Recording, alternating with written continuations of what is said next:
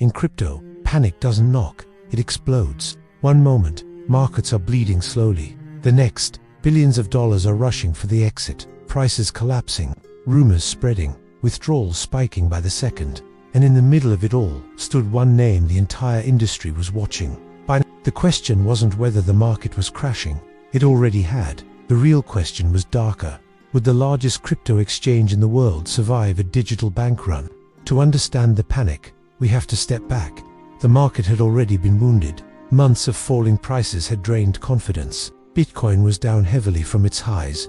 Retail investors were exhausted. Institutions were cautious. Liquidity across the ecosystem was thinner than anyone wanted to admit. Crypto exchanges are not just trading platforms, they are the bridges between users and their assets. When confidence in an exchange weakens, fear spreads faster than facts, and fear, in financial markets, is contagious. Then came the spark. Whispers on social media, speculation about balance sheets, questions about reserves. Influencers began asking whether exchanges truly held the assets they claimed. Screenshots circulated, threads went viral. Confidence, already fragile, started to crack. Within hours, users began withdrawing funds, not millions, billions. On-chain data showed massive outflows. Wallets connected to Binance were processing transaction after transaction. Customers rushed to secure their holdings. For many, it wasn't personal, it was survival instinct. In traditional banking, this is called a bank run. When enough people fear insolvency, they withdraw at the same time. Even healthy institutions can collapse under sudden liquidity pressure. But this wasn't happening over days. It was happening in real time. Crypto moves at internet speed. As withdrawals accelerated, comparisons emerged. Other exchanges had failed before. Some had frozen withdrawals. Others had entered bankruptcy. Trust in centralized platforms was already damaged. Now, the spotlight turned fully to Binance. Could it handle the pressure? The numbers were staggering. Billions of dollars leaving the platform in short order. Analysts watched blockchain explorers. Traders refreshed dashboards obsessively. Social media amplified every rumor, every large transaction, every unexplained delay. Silence would have made things worse. Instead, communication became critical. Leadership addressed the concerns publicly. Statements were issued explaining that withdrawals were being processed normally. The company emphasized that user assets were backed and that liquidity remained strong. At the same time, the concept of proof of reserves moved into the spotlight.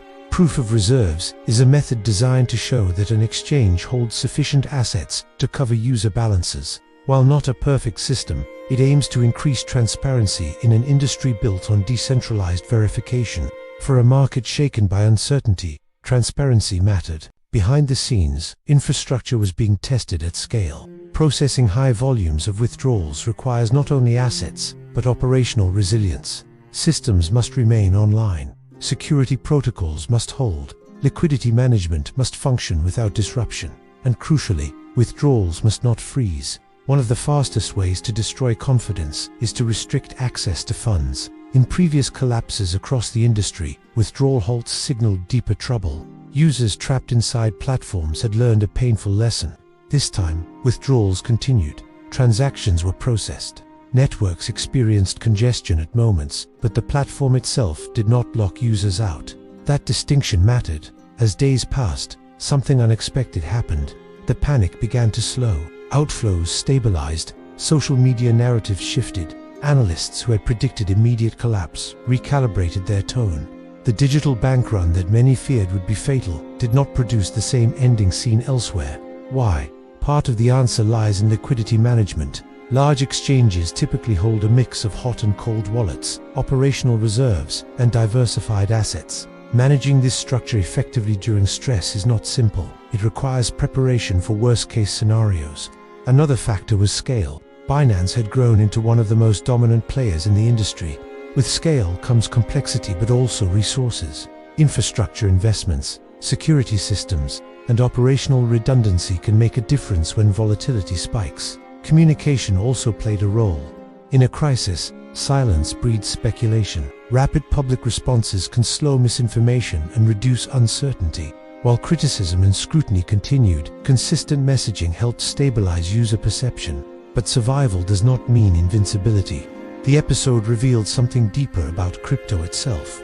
This market runs on confidence. Unlike traditional banks, there is no central authority stepping in to guarantee deposits. Trust is distributed, fragile, and earned daily. When confidence cracks, pressure builds instantly. Binance survived the panic, not because fear didn't exist, but because it absorbed the shock without breaking under it. Withdrawals were honored. Systems remained operational. The narrative shifted from collapse to resilience. For users, the lesson was clear. Self-custody and risk awareness matter. For exchanges, transparency and liquidity are not optional. And for the broader industry, the event underscored a truth that continues to shape crypto's evolution. Crisis is inevitable. Markets will fall again. Rumors will spread again. Liquidity will be tested again. The next panic may look different. It may come from a different trigger. It may move even faster. But one thing remains constant. In crypto, survival belongs not to the loudest voice, but to the platform that can withstand the storm when everyone runs for the door. And when the next wave hits, the question will return: who's truly prepared?